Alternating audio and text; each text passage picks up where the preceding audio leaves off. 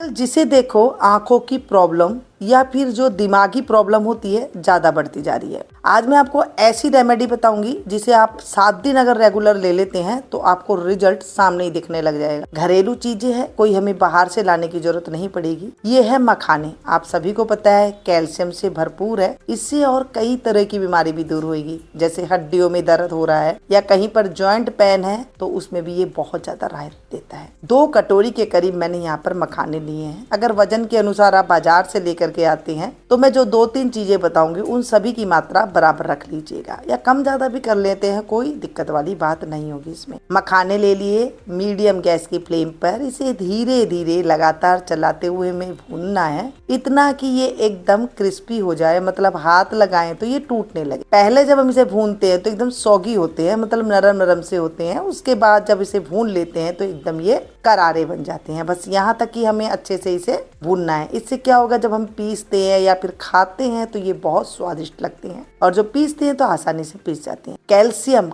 से भरपूर ये जो मखाने हैं ये इतने ताकतवर होते हैं कि आंखों की जो रोशनी होती है उसको ये बढ़ाने में बहुत ज्यादा फायदेमंद होते हैं। ये कमल के बीज होते हैं। कमल पानी में उगता है तो आंखों के लिए रामबाण माना गया है। यहाँ पर भून करके आपको एक बर्तन में इसे निकाल लेना है। जब तक ये ठंडा होते हैं हम दूसरी चीज को भून लेते हैं। ये बादाम, आंखों जैसे दिखने वाले, बड़े हैं छोटे हैं जो भी है आपके पास है वो बादाम ले लीजिएगा। मैंने यहाँ पर 1 कटोरी करीब बादाम लिया है, 2 कटोरी करीब मखाने लिए थे। ठीक है, कम ज्यादा हो जाए कोई दिक्कत नहीं है। इन्हें भी हम धीमी आंच पर भूनेंगे, ऐसे कि इसमें हल्के हल्के से निशान आने लगेंगे, तब आप देख लीजिएगा कि भून करके तैयार हो गए। तेज गैस पे नहीं भूनिएगा। अगर तेज धूप आ रही है तो उसमें भी आप इसे रख सकते हैं 2 से 3 घंटे के लिए, तो एकदम करारे हो जाएंगे ये चीज, तो आपको भूनने की जरूरत नहीं पड़ेगी। आजकल ज्यादातर जगह पर धूप नहीं आती है तो वो इस तरह से भून करके भी इस्तेमाल कर सकते हैं। तीसरी चीज है सौंफ। गैस की फ्लेम को बंद कर दी है और ये जो कढ़ाई है ये भारी तले की है,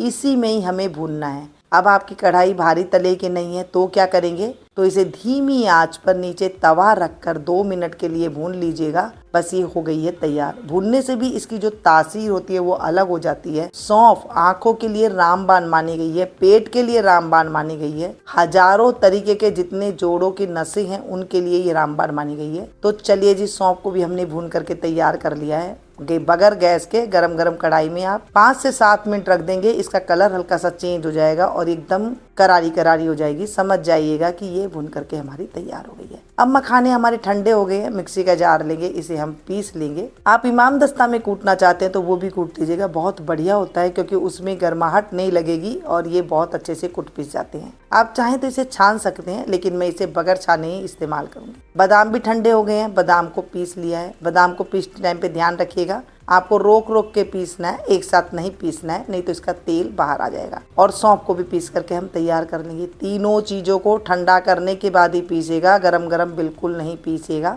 अभी हमने जो मिश्री ली है धागे वाली, इसे भी पीस करके तैयार कर लेंगे। धागे वाली मिश्री बहुत ज्यादा पेट के लिए अच्छी होती है, ठंडी होती है, आंखों के लिए तो ये बहुत ज्यादा फायदेमंद रहती है। और भी कई तरीके की जो पेट के अंदर गर्माई हो जाती है, अल्सर हो जाता है, बीपी हाई रहने लग जाता है, उसके अंदर भी ये बहुत ज्यादा फायदेमंद रहती है। चलिए जी, 4 चीज और 40 तरह की बीमारियां दूर। आज हम सबसे पहली बीमारी दूर कर रहे हैं आंखों की और दिमाग की। तो आंखों के लिए जो रामबाण औषधि बनी है, इसे कैसे लेना है ये जानेंगे। तो शाम के टाइम पे, यानी कि रात को आप जब सोएं उससे 1 घंटा पहले दूध के साथ, गुनगुने दूध के साथ 1 चम्मच आप ले लीजिएगा। और 7 दिन के बाद आप मुझे कमेंट करके बताइएगा कि जिन लोगों को धुंधला दिखाई दे रहा है या जिनका जो है धुंधला दिखाई देने की वजह से माइंड में बड़ा इफेक्ट करता है, वो बच्चा चिड़चिड़ा रहने लग जाता है, या आप बड़े हैं तो भी चिड़चिड़े रहने लग जाते हैं, कोई घर में आपके बड़े बुजुर्ग हैं उनको ये प्रॉब्लम आ रही है, तो उनको भी आप ये दे सकते हैं। 1 चम्मच 1 गिलास दूध के साथ आप ले लीजिएगा, फायदेमंद रहेगा। दूध नहीं पीते हैं, एलर्जी होती है या किसी कारणवश आप नहीं ले सकते हैं, तो गुनगुने पानी के साथ आप इसका इस्तेमाल कर लीजिएगा, लेकिन ज्यादा बेस्ट रहेगा दूध के साथ। आज की रेमेडी में आज